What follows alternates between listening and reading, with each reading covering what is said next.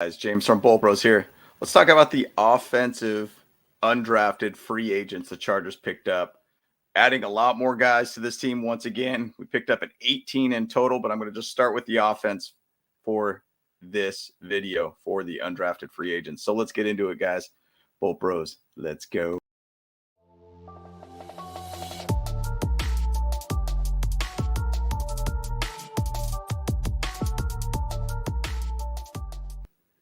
A lot to unpack here, guys. So, it's interesting. I think it was a stat that talked about undrafted free agents that there's almost a bigger chance to even make the team going undrafted versus even some levels of being drafted. It's really strange how that kind of works, but yeah, it's kind of interesting. I think it was like a 23% of players on field as starters are undrafted free agents. So it's kind of an interesting direction for a guy's career to go from college to the NFL and find ways to be able to get on field. I mean, even guys on our team, obviously Austin Eckler is being one of those guys, JC Jackson being one of those guys, Michael Davis being another one of those guys.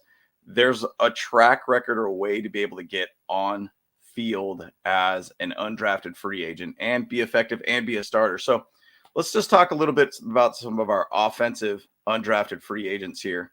And let's get into it, guys. So let's start out with Terrell Bynum, who ended up signing with us. He is a wide receiver out of USC. So there really wasn't too much information I could find about him all around. Ended up just watching a lot of footage on him, kind of getting a better understanding of who he is as a player. So what's interesting to me is that we kind of think about like our wide receivers that we ended up having in here. We got a lot of wide receivers on this team. We did draft a couple wide receivers too, guys. So our wide receiver room is pretty stacked all around. So with Terrell Bynum, USC, played only about one season at USC, played 3 seasons at Washington previously, reportedly ran a 4.45 40, had about 934 yards, 6 touchdowns. Really kind of not too much information we're grabbing out of him. But at the same side, we did dip a little bit more in our local talent. I'm sure we probably met with him at our local pro day. So adding him would be great. I really kind of wish that we went after Travis Dye. I was pretty excited about him, and I thought he would be a great undrafted free agent for us. Fortunately, he went to the Jets. But Terrell Bynum, it'll be interesting to see where he goes. I mean, the big thing about these undrafted free agents, they need to make an impact not only just as a wide receiver on field, but more importantly, special teams. You got to find a way to be able to work through special teams to be able to get into the field or onto a starting position somewhere or another on the wide receiver side of things. So Terrell Bynum, we'll see how he goes. Seems like he's got some speed. We need speed like we always been kind of asking for this draft. So we'll see where he goes and how he fits for this team. Moving on, let's go to my next guy here, Jahari Branch, a guard from Maryland. So we're dipping into the Maryland pool here. Obviously, JC Jackson came from Maryland. So maybe he's got a little bit of an inside with him. I don't know. I don't know if he's ever met this guy or not, but I'm sure he's paying attention to him. So Jahari Branch, 6'3", 310. Center position is kind of where he was at. In 2018 as a freshman, Branch saw some action in just one game. Played about 63 snaps in the Panthers. No quarterback hurries, no quarterback hits, no sacks while playing left guard. So he has played a little bit more in other positions. After the season, Branch transferred to Maryland, where as a sophomore in 2020, played 5 games, total of 309 snaps, conceded about 5 quarterback hurries, 1 quarterback hit, and 4 sacks playing at left guard. So he has kind of shifted around. He seems like he's kind of figuring it out. 2021, 13 games he played in total, 879 snaps, gave up 7 quarterback hurries, no quarterback hits, 1 sack while playing most of his snaps at right guard. So he's moved to the right guard now. 2022, as a senior, saw action 12 games, played 814 snaps, allowed 11 quarterback hurries, no quarterback hits, 3 sacks while playing the majority of snaps at center, and then the rest at left guard. So he has played left guard, right guard, and center. So all around, he has shifted around quite a bit. So And honestly, Telesco, Brandon Staley loves very versatile guys for us. So does well enough for just a second move for the rusher. He kind of has good footwork to be able to, work on that secondary type movement from the defender that is in front of them. Not the fastest 40 there by any means, 5'5". Height, weight is pretty good, 76th percentile. Span isn't too bad. Broad jump didn't do too bad there. Nothing is just really eye-popping in a sense from him. Pass blocking 64%, run blocking 59%. 3-star recruit all around. So we'll kind of see where it kind of pans out with him too. The one thing is though, I kind of think the whole thing, I always look at the weaknesses versus the strengths. Could be a liability against the speed to power rush early in his career. Lacks foot speed to a major threat as a lead blocker outside. And consistently latching on, gets lazy, bent to the waist. So I think that's kind of an interesting thing. So his movement, his speed is not very good, which basically hurts him in the run game kind of thing. So, but that is for Jahari Branch, offensive lineman for Maryland. Moving on. Let's go to our next player here, Elijah Dodson from Northern Colorado. This is an interesting one. So we didn't go after a running back, which a lot of people talked about. Kept feeling like we needed to find a guy to be able to, help out Austin Eckler. There's a side to me that thinks, and based upon what I'm hearing, is I think they feel fine with the running back room, by the way.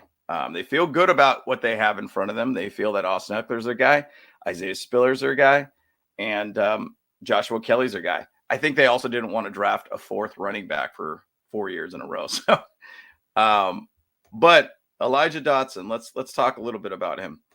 5'9", 199 is what I'm seeing in some levels here. Transferred from Sac State to Northern Colorado. It does seem like he could burn you and be a special teamer, and I should say be special when he has a one-on-one opportunity. He has taken punt returns and taken them to the house too. So looking at 2018, being at Sacramento State, I believe it was, he had 10 games played, 185 rushes, 1,184 yards, 9 touchdowns, 14 catches, 160. 2019, 13 games played, 151 yards, 742 yards, 7 touchdowns, 70 catches, 702 yards, 4 touchdowns. 2020 was a COVID year. 2021, he had, this is when he was kind of had a smaller games. I think four games played, 28 attempts, 95 yards, 1 touchdown, 18 catches, 108 yards, and then went to Northern Colorado from there. 8 games played, 142 attempts of rushing, 636 yards, 4 touchdowns, 35 catches, 205 yards, two touchdowns. So the thing that I'm kind of hanging my hat on is that he did have in 2019 a lot of catches out of the backfield. He did get over 1,000 yards one of his years. He can be kind of a versatile guy for us, can block and be a factor in special teams, in my opinion.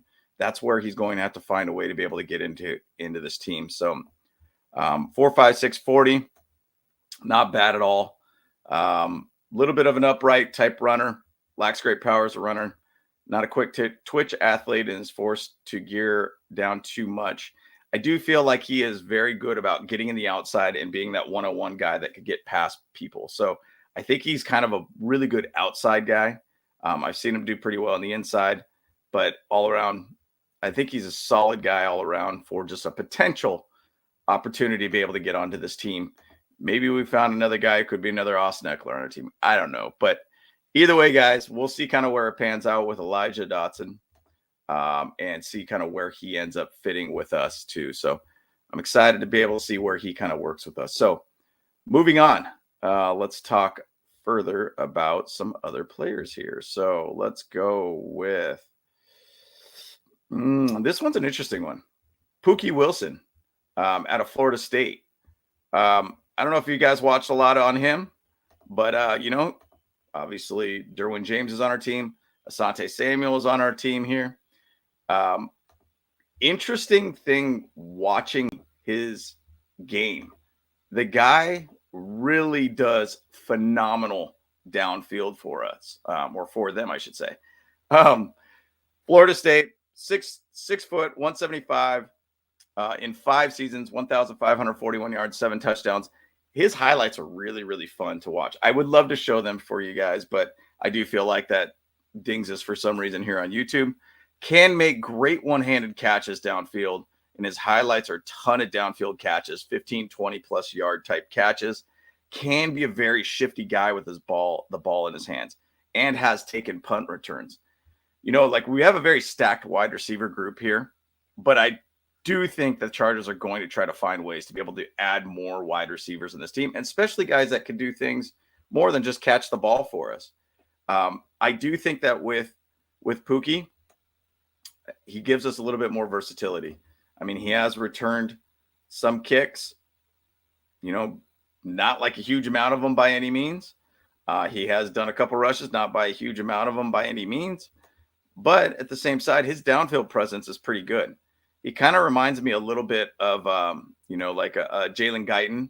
I do think that he's a little bit more kind of a one-note type receiver. So meaning as in he does kind of need to be able to work a little bit more on routes. It seems like he's just a lot more out routes than anything, which once again, guys, we've all been talking about wanting to have a guy that could just be a downfield threat for us all around. So I think it's an interesting one. I think it's a very, very interesting one to be able to see having another guy that could potentially find a way to be another out route guy for us. Because what did we talk about last year, guys? We really missed a lot of downfield type players. I mean, once Guyton went down, that was pretty much a wrap on that. Now we potentially have a guy who could be another one for us, and just having him more as a depth level for us too. So I think it's interesting to be able to see where he goes with us. I mean, once again, special teams is the method and the way to be able to get onto this team. He could be potentially a Tyron Johnson kind of guy for us back in 2020.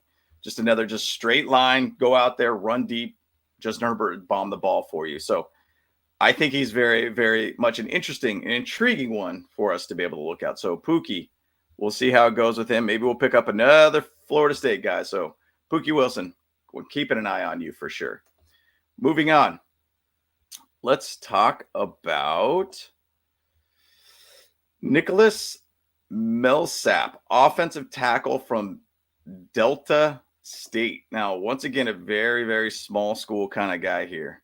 Let me pull this up here for you. But yeah, this one's an interesting one to me, because I'm a big guy, massive guy, big guy. Now, I'll show you this photo here. Kind of threw me off a little bit. I was like, wait a minute here. Are we seeing maybe we're pulling a fast one on us here, Storm Norton, but you look like Storm Norton to me. But it tripped me out looking at him. But either way, big guy, 6'7", 332. Offensive tackle and guard out of Delta State University. Very small school type thing here.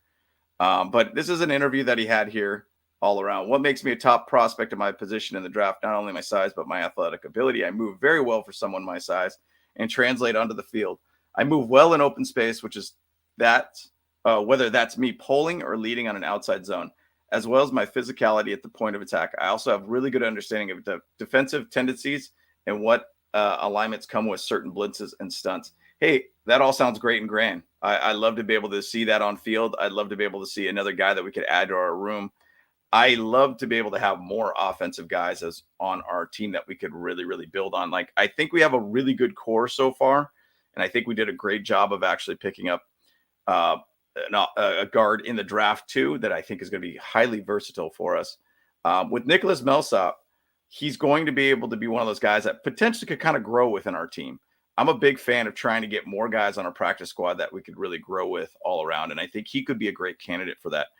Once again, he's a strong guy that had about 24 reps on the bench. Shorter arms, about 33 1/8. Does seem like he locks up defenders well and does work well at the second level, just like what he said in his interview. So I'm going to keep an eye on him too. So I love to be able to see another 6'7" guy, a guy that is a versatile guy for our team. So keep an eye out for him. So I'm excited to be able to see him on field. So Nicholas Millsap, Delta State. Keep an eye out for him. Moving on. Let's go with Tyler Husman out of North Dakota. He is a running back out of North Dakota. And, it's interesting. We're kind of dipping a lot into these running backs into the undrafted free agent side of things here.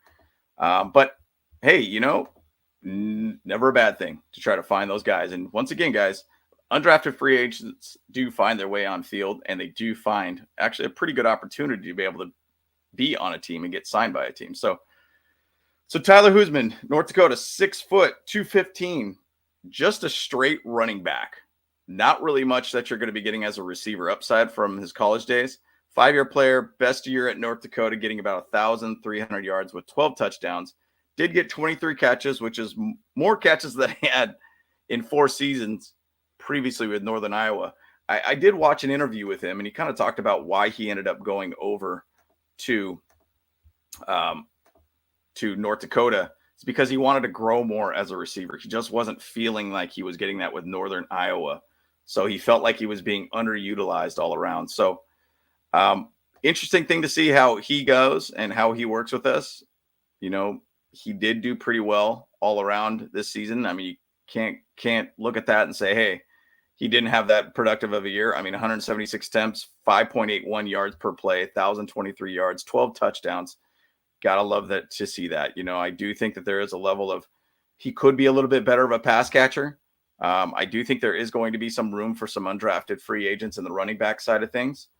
We'll see where it pans out for him. But Tyler Husman, keep an eye out on him too. So moving on, let's go to our final offensive player for this team. And it was interesting about this one is that a lot of people got really, really excited about this one. And I'm a little unsure about why. Maybe I didn't pay enough attention to UCLA football, but it was, let me see if I get his name correct. Michael Aziki, I think is how you say his last name. 6'5", 245 tight end, senior. So he's basically been on the field for a good amount of time. Only 9 career stats out of this. So he hasn't had much time on field. Was a wide receiver, converted to tight end. My opinion, when I started watching him, needs to get a little bit better as a blocker. Slower in his routes, can be a good run after catch guy with the ball in his hands. It's an interesting one for me. We didn't really look at anything with the tight end at all, right? This is our guy that we've decided to choose as a tight end for this season. Now, Telesco talked a little bit about that in his after draft kind of recap. He said, hey, look, I feel pretty good about our tight end room. We got a pretty good set of guys there. Donald Parham did sign a 2-year contract with us. We do have a pretty good solid core of tight ends that they feel good about. So, I'm interested to see how he goes all around. Interesting thing too, does lack poise and body control getting into his blocks, but once there, he displays some fight hand strength to maintain the battle. He's not very elusive as a route runner, but does show decent talent after the catch. A developmental prospect could find his way onto a practice squad. So good stiff arm. I saw that physicality. I saw him leap over some defenders too, which was pretty cool to see. Elevated block pad level on outside hands. So one of his weaknesses, lacks body control. Below average hand quickness as a pass catcher, sluggish into his routes. So, it'll be interesting to see where he ends up going. Michael Aziki, I think is how you pronounce his last name. But, it's one of those guys that's got to find a way. Got to find a way to be able to get on the squad. I'm sure he met with the Chargers on their local pro day. Probably made some sort of impression on the Chargers and why he picked him up. So I'm interested to see where he goes. Once again, you got to find a way through special teams to be able to make this team. So, but that is our offensive players that we have as undrafted players. So if I'm going to look at the offensive undrafted free agents that we picked up, Pookie Wilson is one of those guys that kind of throws, I think has a good shot on this team. I think he has a good opportunity on this team that he could actually really try to make some sort of impact on this team, or at least finding a way to be able to get onto this team. Now, the beautiful thing about a player that's going to be undrafted is that he is also, they are also looking to be able to make an impression, not just with the team that they're playing on, but also other teams too. So I think that's really good. Another player that I think could make an impact, Elijah Dodson. He's taken punt returns, also found a way to be able to get touchdowns out of them. He looks like he could catch the ball. He looks like he could run the ball, can block, and could be a good, factor in special teams. So I think those are two of them. I do think that I'm a big fan of trying to build up as many offensive linemen as you possibly can. I think they do have a couple different guys that like Nicholas Millsap. I mean, strong guy, just needs to find a way to be able to really just find a way on this team. And then Jahari Branch, I'm a little indifferent about him so far. We'll see where he ends up going. I mean, it's not like his stats basically really jump well off the paper. I think he kind of gave up a lot of quarterback hurries, a lot of sacks. He's going up against a lot better talents in the NFL versus what he was going against in Maryland. But I do think that we have probably a couple guys here that could find a way to make impact. I mean, once again, Pookie Wilson, Elijah Dodson are the two guys that I could really point at that I think will do very well for us. So either which way, guys, those are who we got so far. And I think that we will probably have, just as undrafted free agents on the offensive side, I'll do a video talking about the defensive side, but as talking about the offensive undrafted free agents, which guys are you guys most excited about all around? So once again, guys, James from Bolt Bros, like, subscribe, sub. We always appreciate you guys' support and everything like that. So let's get on out of here. Let's go.